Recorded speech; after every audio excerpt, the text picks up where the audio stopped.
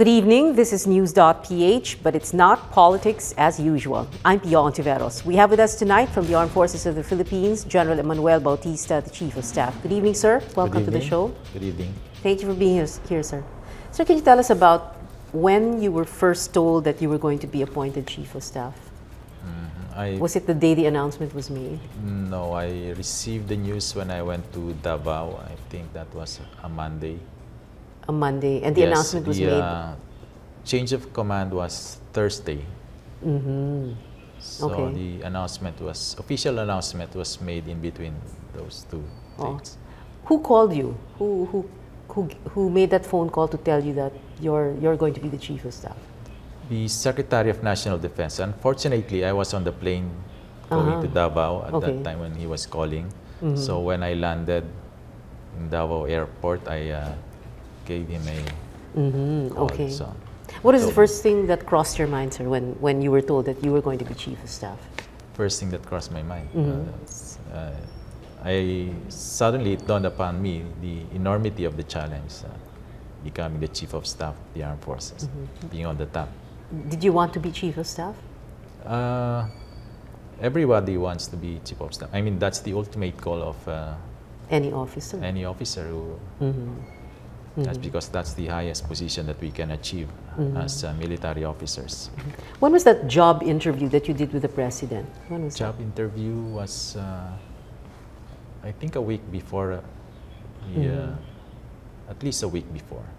I'm sure you don't want to tell us exactly what he asked you and what you were... Sorry, but that's confidential. But how long was it? 30 minutes? 1 hour? About 45 minutes in my 45 case. 45 minutes. Pero nakaupo din kayo parang ganito, parang Yes. nag-interview Opo, lang, opo. ganon. Very casual. Very casual. Okay. Well, can you give us an idea, like just in general, the topics that he was asking you? I'm sorry, it's I really can't go into the detail, but it's about running the armed forces. Okay. But I suppose he was very, very thorough. Very thorough, yes. And very detalyado. Para bang hindi mo siya kaya, hindi mo siya pwedeng lokohin eh. Alam niya lahat. Hindi pwede. Okay. Why do you think you were chosen, sir? Well, in the first place, I think all of us were qualified. All the candidates were qualified, and many more, not just those interviewed. But I think it's the assessing the right man at the right time for the right job, and the preparation of the individual. And just as I said, all of us are qualified, all of us are prepared, but there's only one that's going to be Chief of Staff.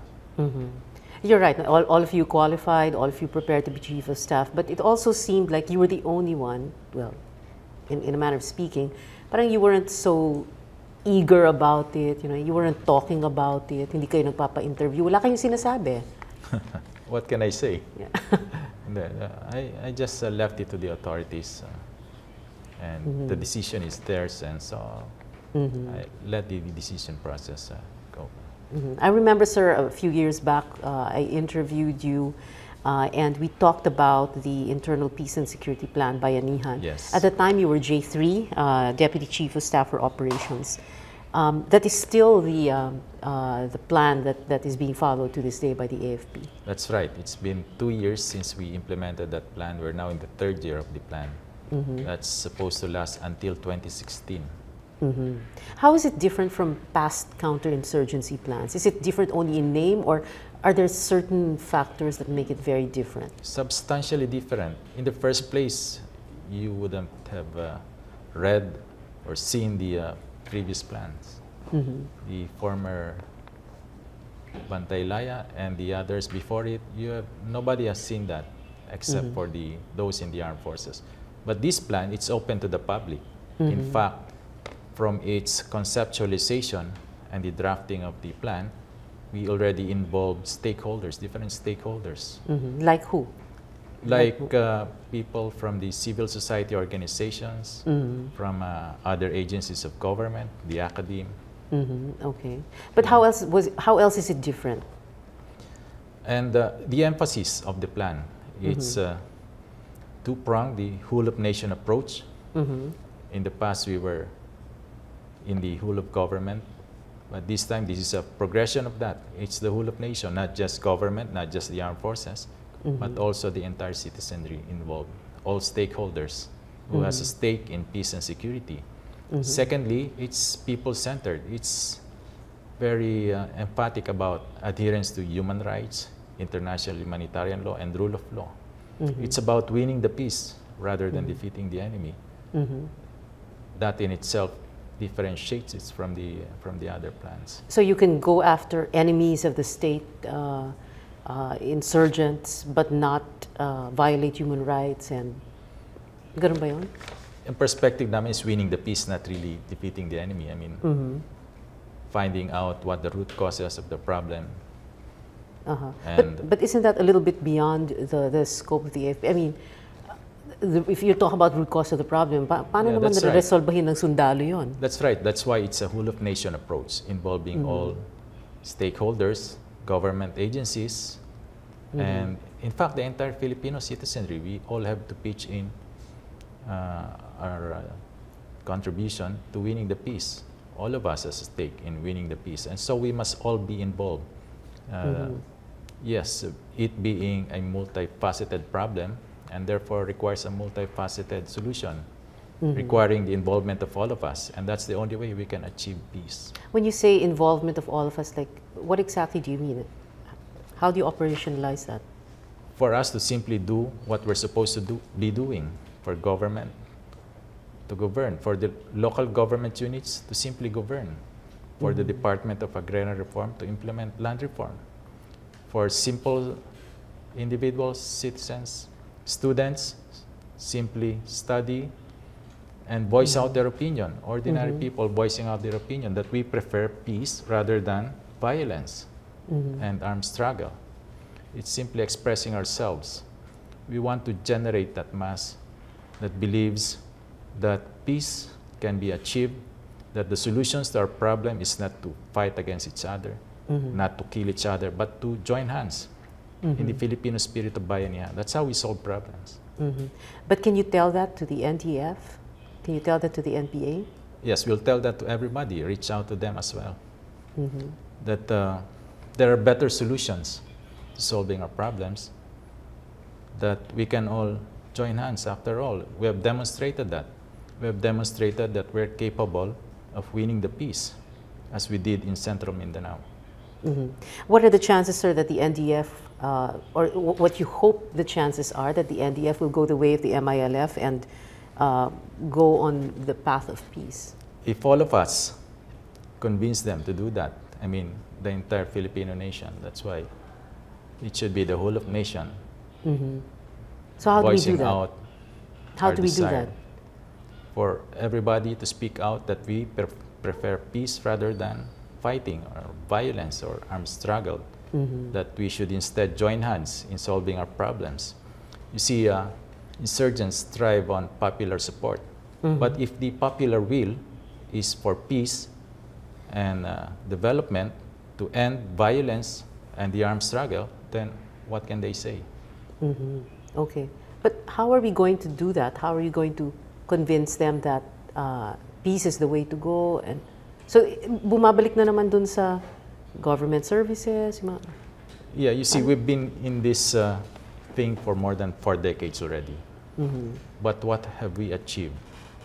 I mean, we have been left behind by our neighbors. It's about time that we join hands, move forward as a nation to end violence and decide that we need to join hands for the good of our country, for development, for peace, for everybody's prosperity. John Bautista will take a short break. News.Ph will be right back. Stay with us.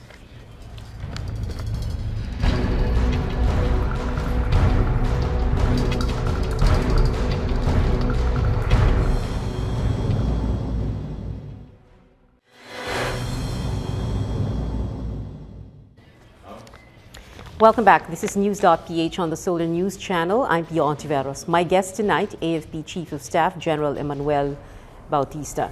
Sir, what is the how is the AFP handling this MNLF versus Abu Sayyaf situation? In Sulu, the recent fighting, you mean? Well, the the job of the armed forces is to maintain the peace, and that's how we see our role there as peacekeepers. Okay. And as much as possible, we don't want the conflict to Escalate, spread out, yeah. so and escalate. Yes, so we try to control the conflict in terms of escalation and also in areas affected. And most importantly, we assist those affected by the fighting. Those are displaced. Displaced, Okay, yes. So okay. we help them, bring them to safety, and address their needs together with the local government and the DSWD. Okay, so contain as much as possible, assist those displaced. That's right. And when you say contain, para bang in other words, is it correct to translate it this way na, sige, pabayaan na lang sila, basta hindi kayo Hindi naman. magsa-side guide kanino? Hindi naman. No, we perform our role as peacekeepers. I mean, trying to prevent violence. Kasi kung much as sasama possible. din kayo, Mahirap na mag-escalate din, yes, parang ganoon. baka mag-escalate lang. Okay. In your speech, when you assumed as Chief of Staff, sir, you described the framework agreement signed by the government and the MILF as a national triumph for peace. My question is, how is it that you were orphaned of your father by violence, and yet you support the peace process? Yes, after all, that's what my father gave up his life for peace, and for us to come together as brothers, as Filipinos. And so that is also my advocacy, to win the peace, to end the violence between us among Filipinos, and so that we can move forward as a nation. Has that always been your advocacy, ever since your father was killed? Yes, that was my advocacy, that was my inspiration as I served the Is armed it all right to forces. talk about that experience? Yes. You were a plebe, no? A fourth class I was cadet a at the yearling time? at that A time. yearling? Yes. Okay. Can you tell us Second about year. that day? That day, I was just I was called by the commandant to his office, and he just told me that I can go home for a while. Oh. So I didn't know why. So Okay. And when I was on my way home, I realized there must be something that happened. So and so I reached Manila and went to Villamor Air Base, where we waited for the bodies to come. Okay. How challenging was it for you to go through life as an Army officer, given that experience?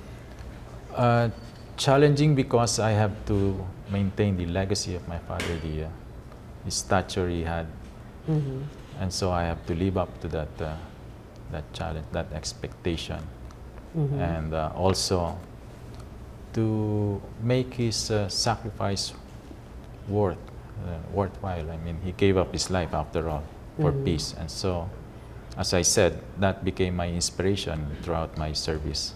How old were you then, by the way, sir? 18? I think I was 19 at that time. Okay. But you had seen him before that had happened? A few months before? Yes, I think September. We went down to Manila for the parade. Independence Day parade. September, I'm sorry. September, yes. I think it was, yes, there was an event in September. We went down for parade, and that was the last time I saw him, because we were both paraders. Okay, all right. You also said, I will only have closure on my father's death if we forge a lasting peace with the MILF. Not just the MILF, but peace in Mindanao. We now have an agreement with the MNLF, and this time with the MILF, a negotiated political settlement. And hopefully, we can have just and lasting peace in Mindanao, and that should put closure to that. And when we're able to do that, and then when there is some sort of a peace agreement, hopefully with the NDF, then that frees the AFP from yes. So now we can soldiering here at focus. home. We can focus on our other mandates, and that is defending this country against external threats, and also for us to be able to respond to disaster and to contribute to rehabilitation.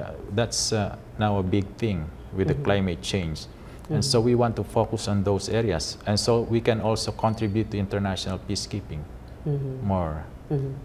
How can we realistically improve on our national defense if we, have the AFP and the Navy the way, I'm sorry, the Air Force and the Navy?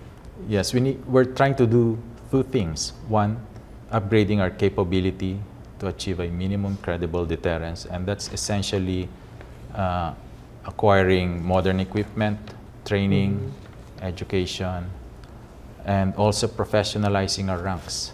Professionalizing, being expert in what we do, doing what is right, good governance, adhering to human rights, international humanitarian law, and rule of law, and also being nonpartisan.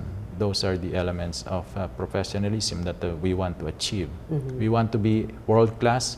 We want to be a source of national pride. That's our vision, and we can achieve that if we focus our minds on it, if we work together, not just as an armed forces, but with the support of our people, of our stakeholders. After all, this is your armed forces. This is our armed forces. Are we going to see a modernized armed forces while you are still Chief of Staff? You're Chief of Staff until July 2014. The beginning of a modern armed forces. It will take time to really upgrade the capability of our armed forces to achieve our vision of being world-class, of being a source of national pride. But we have to invest now and sustain that investment. And that is the only way we can really upgrade the capability of our armed forces. In the last few months, we've seen how China has been making its presence felt in this part of the world. And makikita talaga yung kanilang mga barko, kung ano-ano eh.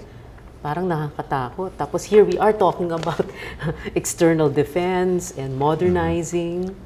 That is why we need to finish our internal security problems now, so that we can focus our efforts on defending this country, on defending our interests, on addressing climate change, and helping our people during disasters and calamities. So there will be sectors or people who will not want you to do that, right? So that we cannot focus on external defense. Yes, we hope not. We hope that we get together as a people and finally act as a people in the true spirit of bayanihan. That is why our call is bayanihan, for bayanihan of the Filipino people. In your speech, sir, when you assumed office, you said, and we quote, "We are likewise sworn to protect our democratic institutions and processes. Your AFP shall remain nonpartisan in the upcoming May elections." Does a nonpartisan AFP mean independence even from the appointing authority and the political party in power? During election period, we are under the COMELEC, and we get instructions from the COMELEC. We support the Philippine National Police during elections, and we will try to maintain our professionalism, and that includes largely being nonpartisan, and that we will do. What are your thoughts, sir, about the 2004 and 2007 elections when the military was involved in all these allegations? Certain units of the military were involved in all these allegations about fraud. That was unfortunate. Whether those allegations are true or not, we're not really sure yet whether those are true. But the allegations themselves, I mean, that affects the image of the armed forces. That is why we are now in a security sector reform era, where we have reform initiatives in the context of security sector reform to address problems that we were involved in, and also to improve our image, and so that we can achieve the moral high ground. We want to be professional. We want to be the armed forces of the Filipino people, and that's our vision, and we will achieve that vision, as I said, together with our people. I suppose, sir, we can say that the AFP has come a very long way, no? From the time ng panahon ni Ferdinand Marcos, martial law, after martial law, in fact, way back 1986, coup d'etat, etc. Bonifacio. Bonifacio, yes. Oo. Pero yung mga crisis points kasi, no? Martial law, the revolutionary government, Cory Aquino, coup d'etat, para bang parang ang laki ng upheaval, grabe ang dinaanan ng AFP? Grabe talaga. In fact, as I said, from the time of Andres Bonifacio, when we started to become an army, starting from a revolutionary army. But then, and throughout our history, we have always fought for the Filipino people. And that is the motivation of the armed forces, the Filipino people. And we will continue to be the armed forces of the Filipino people. And we will overcome any crisis. As you have mentioned, we have gone through a lot of crises. But our motivation enables us to really overcome all of these crises. We'll have to take one final break. News.Ph with General Manny Bautista, Chief of Staff, AFP. We'll be right back. Stay with us.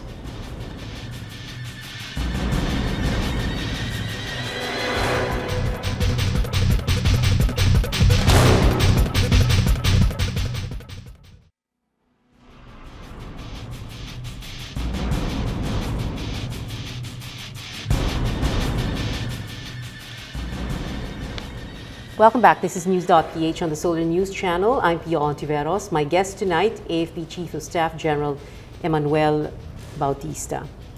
Sir, you and my guest last week, the Chief PNP, General Alan Purisima, Director General Alan Purisima, belonged to the Malupig class of 1981. You're described now as the ruling class. Ruling class? Ano nga yung ruling class? Yes, we were classmates. Not just classmates, we were roommates. Not just roommates, we were bunkmates. Oh my goodness, really? Oh, so dapat pala mag-bunkmate. What do you mean? Dapat no, if I mean, kung may isang maging Chief PNP, so pwedeng i-presume ng bunkmate niya na siya magiging... I mean, it helps. It helps. I mean, so you know each other so well. So you know each other so well. Can you give us, can you tell us a few secrets of General Purisima? from the academy lang naman, mga harmless. Maybe not on camera. Not on camera. Sige, mamaya na lang. Okay. But, well, you're describing as the ruling class.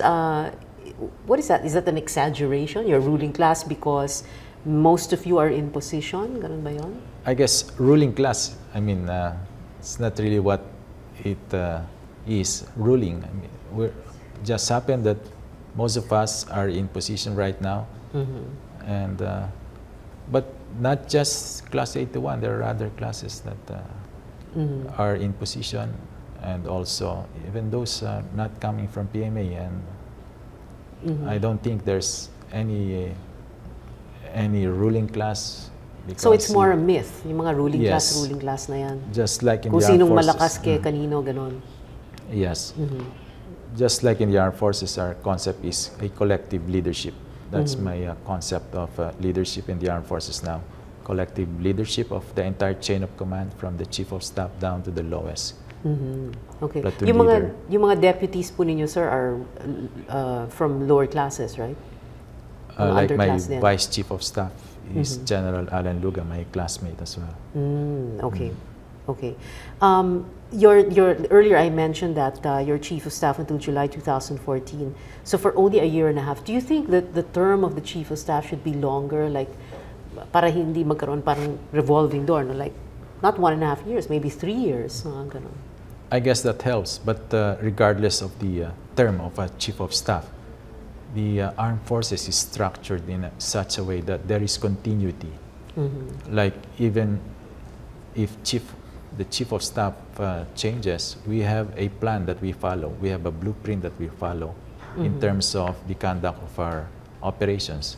I'm referring to the Internal Peace and Security Plan Bayanihan, which is our campaign plan until 2016. Regardless of who the chief of staff is, it is very clear what we are supposed to achieve and how we will achieve those objectives. I have 3 more minutes, sir, and I wanted to ask about PMA. You're going up this weekend for the PMA Alumni Homecoming. That's right. As a member of Class 81. And I wanted to ask if you remember what life was like as a plebe.